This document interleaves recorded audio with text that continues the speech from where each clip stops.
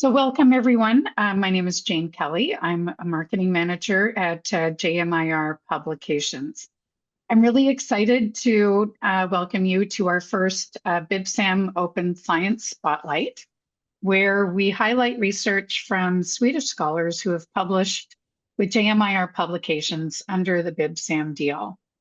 In today's session, we will be hearing from Aseel Berglund, who will be discussing her research on exploring Exergames and active microbreaks for health.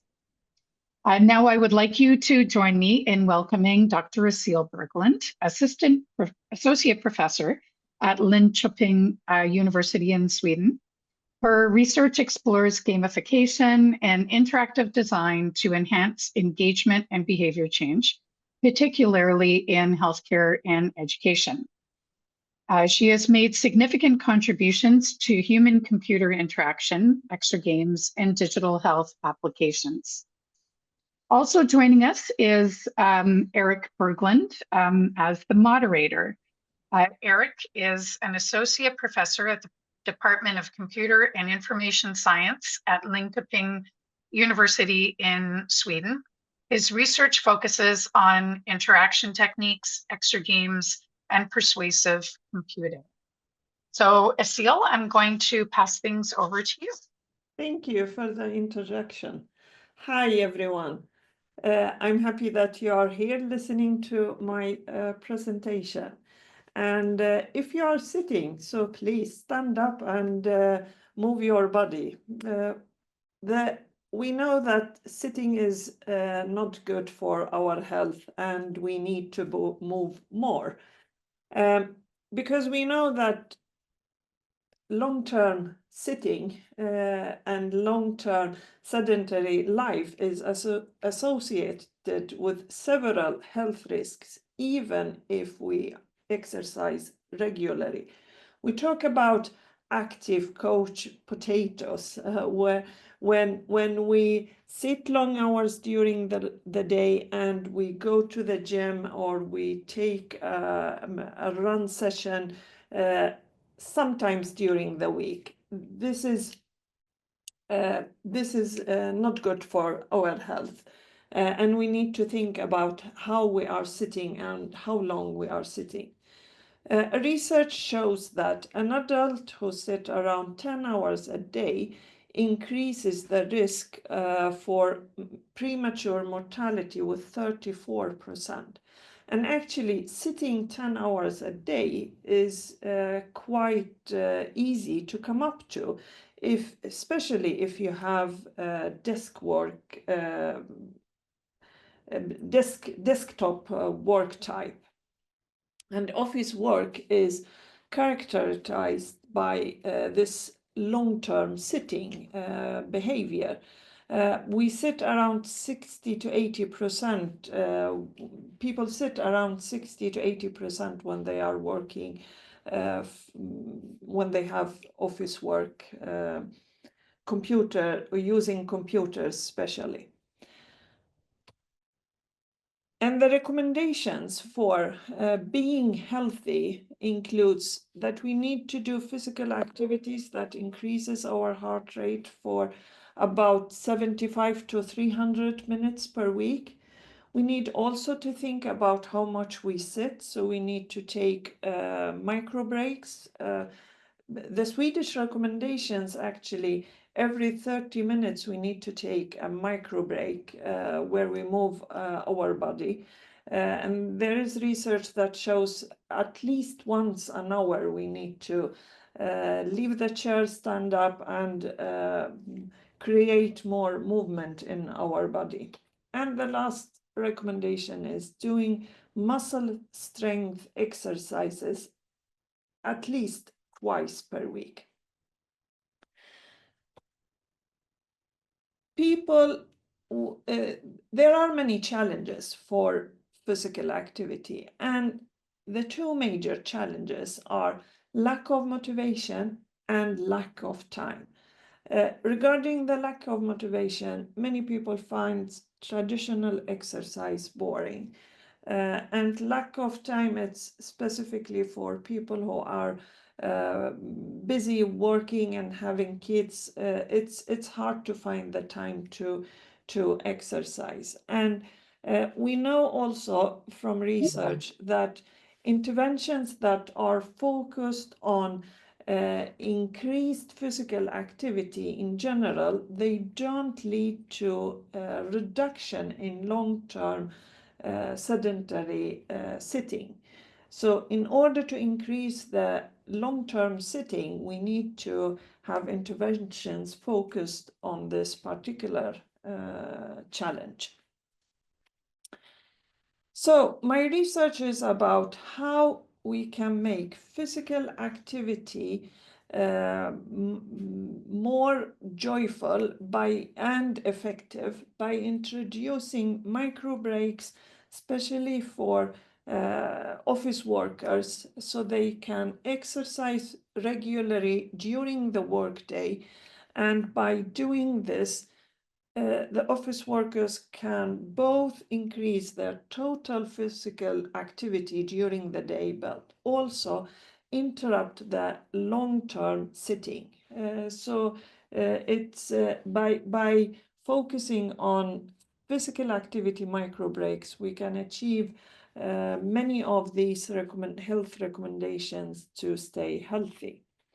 So my research is about how we can understand the impact of different movements and game design elements when we design exergames. The exergames are games that are played using the body. In order to play a game, you have to move the body in order to interact with the game.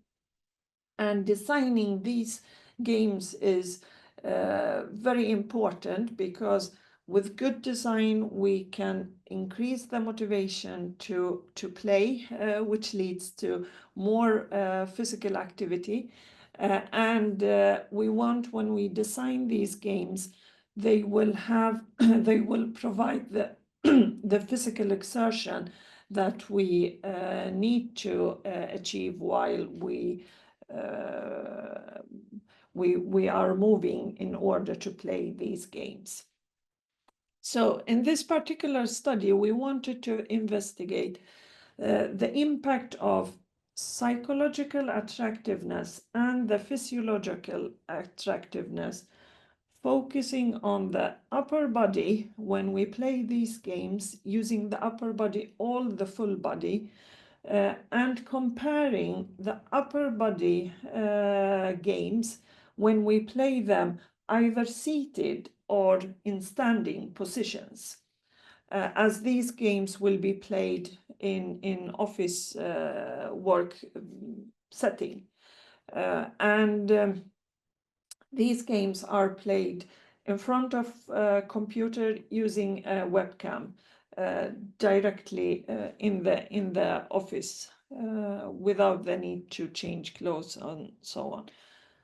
So we conducted 2 studies. In the first study, we compared the upper body and full body controllers with these exergames. And for the psychological attractiveness, we focused on the perceived control, which means how controllable,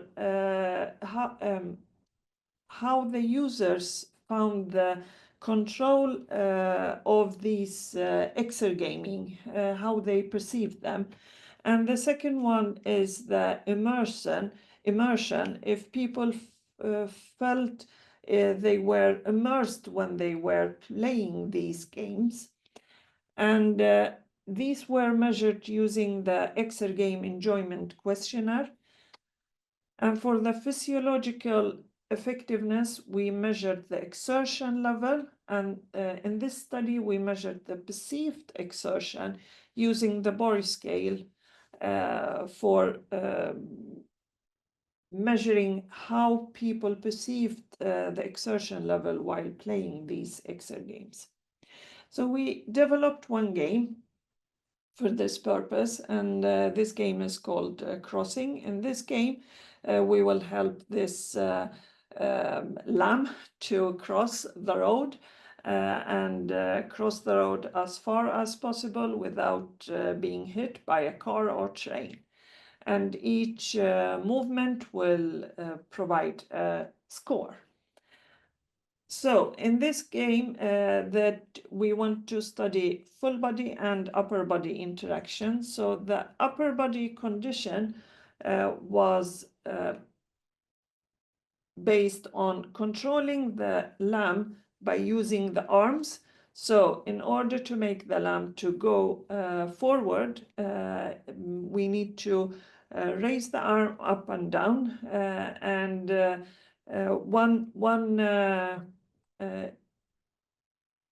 raising the arm once will lead to one step forward, and that step forward leads to a score in the game.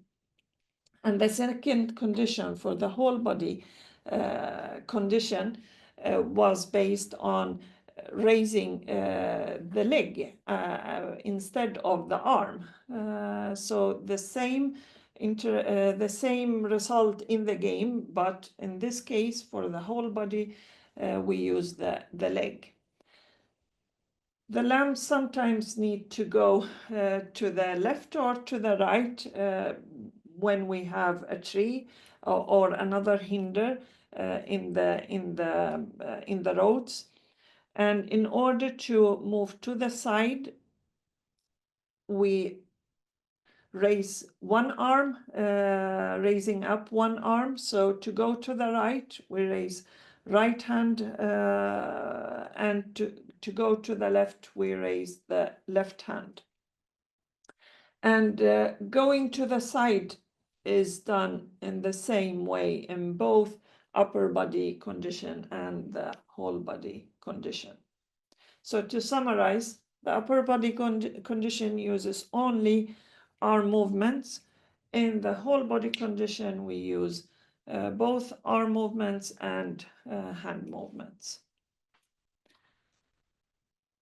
We recruited 80 participants to this study, and some of the participants, they were in the upper body condition, and 40 participants were in the full body conditions. Each participant played the game. First, they watched video instruction showing how to interact with the game, and then they played the game based on the group they were assigned for, and then they answered questionnaire. And the results showed that the upper body controller were perceived as more controllable by the participants, but we couldn't see any difference in terms of perceived immersion or perceived exertion. However, we could see a moderate positive correlation between the perceived immersion and the perceived control. So we wanted to take this further to see what to study the difference between playing Exergames with upper body, but sitting compared with standing. So the same game played in either sitting or standing condition. And in this case, we developed another game where the movement in this game is more a boxing-like movement. So in this game, we have this animal with the sign up. So we need to hit the sign in the pace that they appear. And the quicker we hit them, the higher score we get. So in this study, we wanted to compare the playing this game in standing versus seating position. In this study, we wanted to measure the psychological attractiveness by focusing on the positive effects that can be generated, whether they can be generated or not after playing the Exergame. Even here, we wanted to check the scores gained while playing this game. We wanted also to investigate the enjoyment using the physical activity enjoyment scale. Regarding the physiological effectiveness, we measured in this study, we measured both the perceived exertion but also objective exertion using a Polar Night fitness tracker to record the actual heart rate before, during, and after playing the Exergames. For this study, we had 40 participants. They were divided in 2 groups. Each group played both the game in both standing and sitting positions. So in this case, we wanted to investigate the impact of playing these games and comparing them against each other. What we found in this study that we found an increase in positive affect scores from before to after, and this increase was significant. Every player, before playing any game, they had to score their affects, and then after the first session, they answered the same questionnaire. So, and these results showed that there was an increase in positive affect. Regarding the heart rate, we saw that there was an increase in heart rate in standing gameplay, and this increase was significant. We saw also a slightly higher results for the standing gameplay regarding positive affect, enjoyment, and perceived exertion. However, these results were not significant statistically. We saw also that the performance was slightly higher for seated gameplay. So our conclusions from this study is that actually 2 minutes gameplay using the upper body casual exergaming may hold the potential in promoting active microbreaks during sedentary periods. We could see from both studies that we could increase the exertion levels. It was increased to at least light exertion for both games in both conditions. So both in playing the Exergame in seated and standing, using both upper body and whole body led to increase in exertion levels. In the second study, we could see that increase was also provided by the heart rate scores. We could also see that there was an increase in positive affect in the second study, and having an increase in positive affect, increase in exertion while we are sitting, this will probably lead to increasing in the work office setting. This will probably lead to increasing in creativity, in more total energy, which leads to positive effects and impacts for the tasks we are doing in the office. And we have been developing different type of games, and these games are are integrated in a platform that we have been developing. So the knowledge we gain from these studies are included in this platform to make it available to office workers to use and to try. We have conducted studies for in the office work setting where these Exergames have been used together with gamification aspects we have been applied in the platform regarding high score lists and challenges and other type of activities that increase the engagement in doing the physical activity and taking the micro breaks. We are working on doing long-term studies now to investigate the impact and the effects of these games, and also to understand the different type of games and how they are perceived by users. In an office setting, people may have different preferences, they maybe have different needs. Sometimes you need only to increase the physical activity in the arms. Sometimes you need to just shake the body. So different games provide different type of movements and require different type of exertion.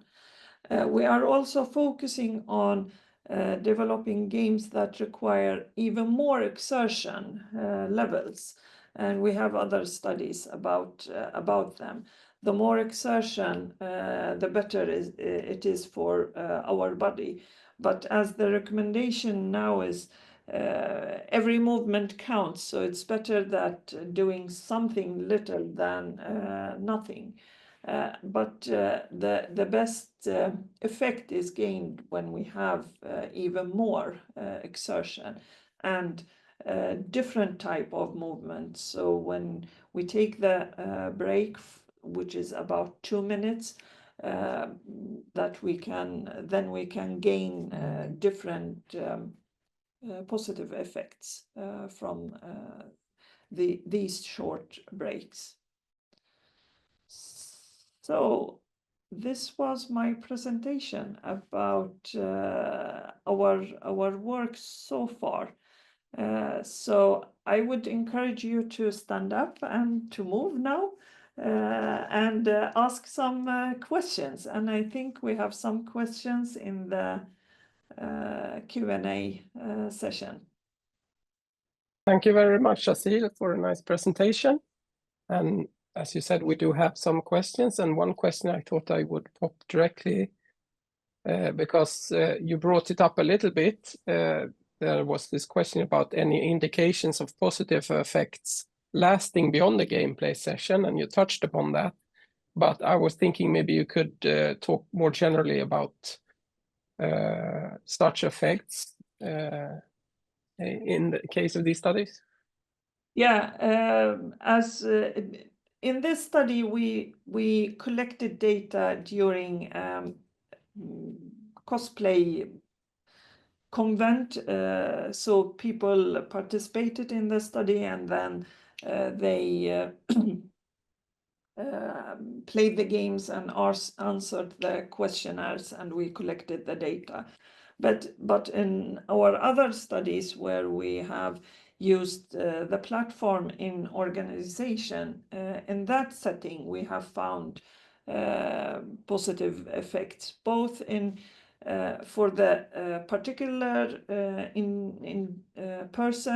individual, but also at the organization level, where people found it nice to have challenges. It was fun to exercise together, because it will be like exercising together when we have these games in the organization through the platform as the users get challenges and they can see each other's high scores. So you get more engagement through the engagement in the games, which leads to more physical activity, but also it provides another fun part during the work, where people talk about how are you playing to get these points, for example, in specific game.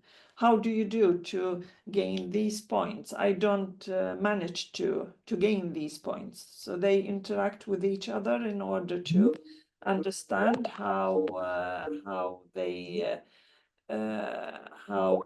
interact with each other and play together. Yeah, so that connects to another question, which was related more to why play games and not do exercises. So you address that now that it. Yeah, and I mean, doing exercises,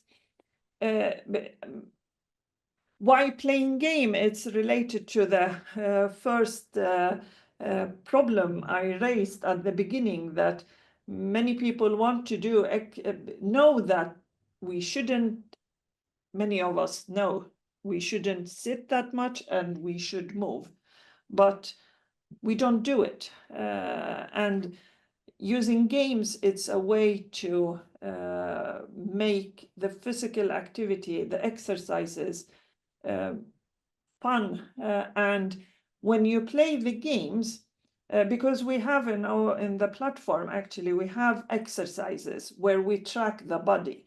So we can see that you are doing jumping jacks and we count how many jumping jacks you do. We can see that you are doing knee bending and we count how many knee bendings you do. And the difference between these type of interactive exercises or only doing the exercises with instructions without any interaction and playing the Exergames is actually the fun part. And playing the Exergames has a kind of mindfulness activity, because some of the games, almost all of them, not almost all of them, requires that you know what you are doing, and in order to gain the points, you need to concentrate on the game, which leads to that you leave the work for a while. So you take both mental and physical micro break for 2 minutes, and you are in the activity playing the game, which make it easier to leave the work for short period of time. And by doing this, you reset the mind, and you can go back to work with fresher mind. So that's why exergaming and not only exercises. Yeah. Another question was about any unexpected findings or feedback throughout the study that was not expected. I mean, the one we didn't expected is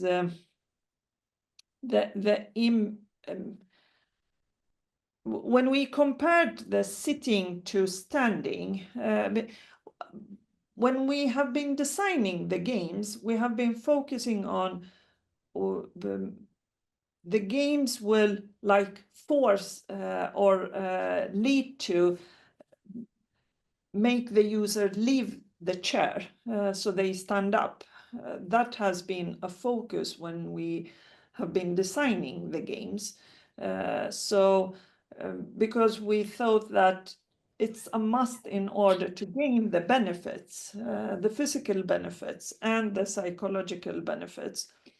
And to our understanding now, actually, we can have many positive effects, even if we sit on the chair and just move our arms.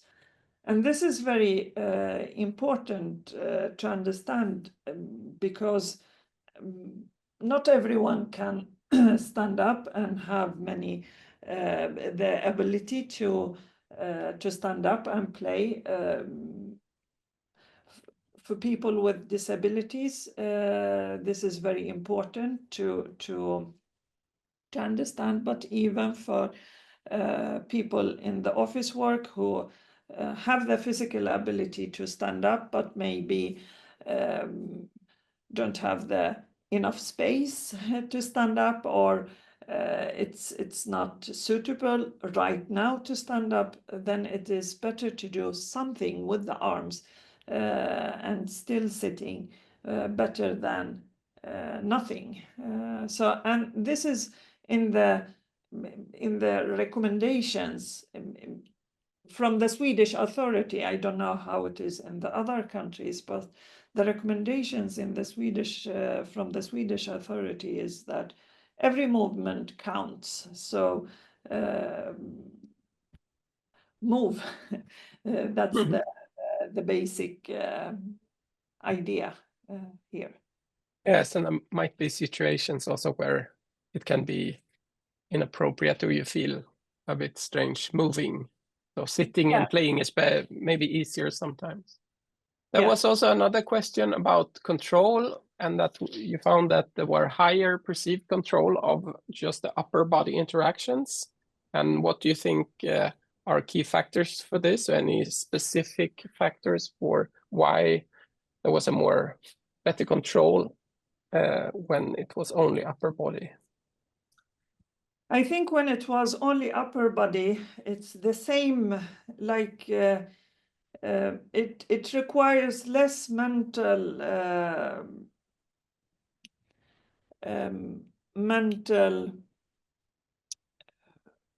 effort when we are using the same part of the body and just removing the arms up and down and just changing the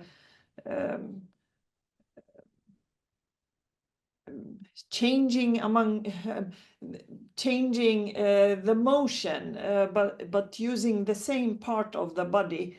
That's my ideas. I don't have any scientific evidence about that, but we believe that it requires less mental effort, which was perceived as more controllable, because from the technical part, the game was the same, the players should have the same control for the game, to interact with the game. So the issue wasn't technical, but the players still felt that it was more controllable. The upper part interaction was more controllable, and that's probably because it's the same part of the body, requires less mental effort than using both the legs and the arms. It could be also it's easier to move the arms up and down and move the arms as high as possible than moving the leg as high as possible, depending on how well trained the participants were. So maybe some people were not well trained or have flexibility in the body, and that flexibility has more impact for the legs rather than the arms. that could be also a factor that impacted the result. We didn't In have... that case, just as a follow-up, I mean, in the game, there's very precise interaction with both parts, but you can also imagine a game where you would like run in place, where you're not controlling a specific action, but you're just moving around, and it requires less cognitive load, and then interact with the body versus not having that. Do you think you would get different results then if the full body movement wouldn't require a precise interaction with all the body parts? Yeah, I think so. I mean, we need to think about how to design the games depending on which type of movements we want the user to do.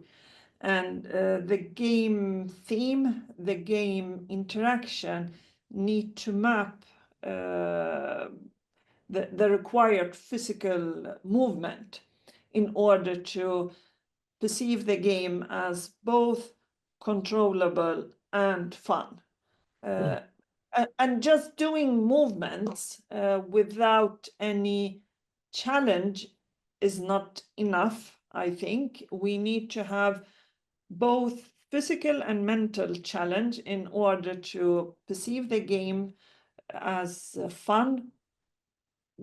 And this is even more important to perceive the game fun for a long time and not only playing it once or twice. We want to have these games as tools that you use it several times during the day. I mean, we need to take these micro breaks at least once an hour, so they have to be fun in order to play them regularly and often. So it's and for Exergames, there are two types of challenges, both the mental challenge and the physical challenge. So the game, there has to be a balance between both these challenges in order to perceive the game as fun and getting the impact that we want to get from playing these games. All right. So with that, I think it's time to wrap up this session. Thank you very much.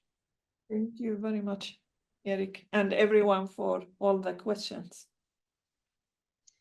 Yeah, thank you, Aseel, for presenting that really interesting research, and Erik for moderating the Q&A for us. It was really amazing to see like how these micro breaks every hour are so important and can have such a positive effect on our health. Thanks again for joining us, and I hope you have a great week. Thank you. All right, bye.